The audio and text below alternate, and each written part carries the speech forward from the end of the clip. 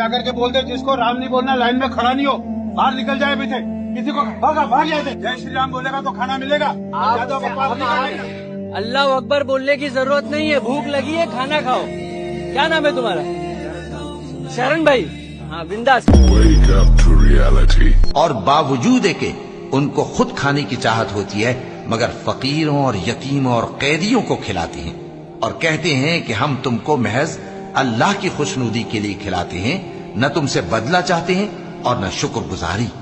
हमको अपने परवरदिगार से उस दिन का डर लगता है जो चेहरों को बिगाड़ने वाला और बड़ी सख्ती वाला होगा। चुनाचे अल्लाह उनको उस दिन की सख्ती से बचा लेगा और ताजगी और खुशी इनायत फरमाएगा, और उनके सब्र के बदले उनको बहिश्त और रेशमी लिबास अता करेगा।